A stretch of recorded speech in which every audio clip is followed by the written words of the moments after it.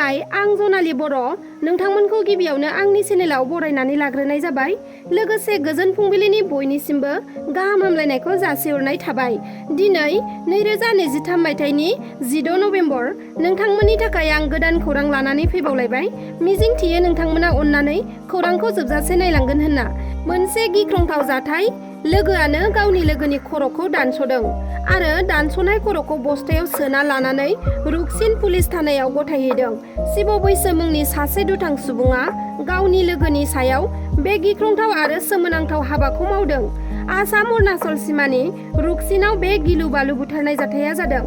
बे समाव मिथिना मोननाय बायदिब्ला शिब बैसो मुंनि दुथां सुबुङा माइ फोथारनि गेजेराव गावनि लोगो अजय दास मुंनि सासे सुबुंनि खर'खौ दानस'यो आरो खर' बाहागोखौ बस्थायाव सोना थानासिम लाङो आरो गावखौनो पुलिसनि आखायाव गथायो।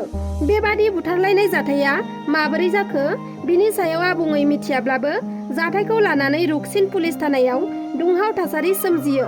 जायगानि सुबुंफोरा फोरमायथिनाय बायदिब्ला अजय दास आरो शिब बैसो सानैबो एखे खामानि मावोमोन। सानैबो उन्दैनिफ्रायनो लोगोमोन। अजय दासआ शिब बैसोनि सिख्ला भागिनाथखौ मोजां मोनोमोन। बेनि थाखायनो शिब बैसोआ गावनि लोगो अजय दासखौ दानस'दों जानांगौ होननानै सन्देह खालामनाय जादों। दा जाथाया माबोरै जानाय, जाथायनि सायाव गोख्रोङै नायबिजिरनो थाखाय रुकसिन पुलिसआ आखायाव लाबाय। जम्मु काश्मीराव मोनसे गिथावना लामानि जाब्रबथाय जादों, जेराव सा 36 जन सुबुंफोरा अबथिरा जिउ गोमायो आरो सा 19 जन सुबुंफोरा गोब्राब जोखोम जायो। किस्ताबारनिफ्राय जम्मु काश्मीर फारसे थांबाय थानाय गंसे बास गारिया दोदा जिल्लानि असर होननाय जायगायाव कन्ट्रल गोमानानै हाजो सानिफ्राय 300 मिटार गोथौआव गोग्लैलाङो, जेराव सा 36 जन सुबुंफोरा अबथिरा जिउ गोमायो आरो सा 19 जनसो सुबुंफोरा गोब्राबथार जोखोम जायो, जायखौ फाहामथाय होनो थाखाय GMC दोदा देहा फाहामसालिसिम दैथायहरो। बे जाथायखौ नुनो मोननाय सुबुंफोरा बुंनाय बायदिब्ला बास गारियाव सा 50 जनसोनिफ्राय सा 55 जनसो दावबायारिफोर दंमोन, नाथाय बास गारिखौ ड्राइभारा गोबां गोख्रैथिजों सालायबोदोंमोन, जायनि थाखाय हाजो सायाव गुबुन बास गारिखौ बारनो नाजानाय समाव बासखौ सामलायनो हायैयाव बास गारिया हाजो सानिफ्राय गलाङो आरो दुखुनांथावै बे जाथाया जानो मोनो। जाथाय जानाय जायगानि सुबुंफोरा जाब्रबथायाव थैनाय आरो जोखोम जानाय सुबुंफोरखौ बास गारिनिफ्राय दिहुननानै पुलिस बिफाननो खौरां हरो आरो जाथायसालियाव रैखाथि बिफाना थांनानै जोखोम जानाय सुबुंफोरखौ देहा फाहामसालिसिम दैथायहरो। दा बे जाथायनि सायाव काश्मीर पुलिस बिफाना नायबिजिरनायखौ जागायजेनबाय। बे जाथायखौ खौरां मोननानै हादरनि गाहाय मन्त्रि नरेन्द्र मदि बिथाङा दुखु मोननाय फोरमायो आरो थैनाय न'खरनो साफ्रोमनोबो 2 लाख रां आरो जोखोम जानाय सुबुंफोरनो साफ्रोमनोबो 50,000 रांनि अनसुंथाइ होगोन होननानै फोरमायथियो। मोजां मोनलायनाया न'खर समाज गावनि आंगोखौ सिनायमारा नामा? मोजां मोनलायनायाव बैसोनि सिमा थाया, बे खोथाया रोखा जादों। 35 बोसोर बैसोनि सेंग्राजों 40 बोसोर बैसोनि आइजोजों मोजां मोनलायनाय जाथाय। थांनाय नभेम्बराव सेरफांगुरि बाजाराव थांनो आरो बेंकआव फैसा बख'नो होननानै न'निफ्राय ओंखारलांदोंमोन कृपान मोसाहारिया। नाथाय कृपान मोसाहारिया थगायनानै गामिनिनो 35 बोसोर बैसोनि कमल बसुमतारी मुंनि सासे सेंग्राजोंसो बबेबा मिथियै जायगायाव खारखुमानानै दंहैयो। खारखुमानानै थानाय कृपान मोसाहारिखौ फिसाय, फिसाज्ला आरो कृपान मोसाहारिनि बिब'आ गावनि न'आव फैफिननो खावलायहरदों। लोगोसे कृपान मोसाहारिखौ सोरबाफोर बहाबा नुसनबायोब्ला 789678982825 एबा 6000535416 जानबुं अनजिमायाव खौरां हरनो थाखाय बयखौबो खावलायहरदों न'खरनि सुबुंफ्रा। फिसाय आरो फिसाज्ला गैयै समखौ खाबु लानानै फैसा आरो गावनि डकुमेन्ट्सफोरखौ लाजोबनानै दोनखारलांदों कृपान मोसाहारिया कमल बसुमतारीजों। लाजिथाव बाथ्रा, फिसाज्ला कलेज फरायनाय थासेयावबो फिसाय गोदान लाबावनो लुबैनाया। बे भिडिअखौ बयबो अननानै शेयार खालामनानै होदो, जाहाथे कृपान मोसाहारि आरो कमल बसुमतारीखौ थाबैनो हमनो हानाय बादि।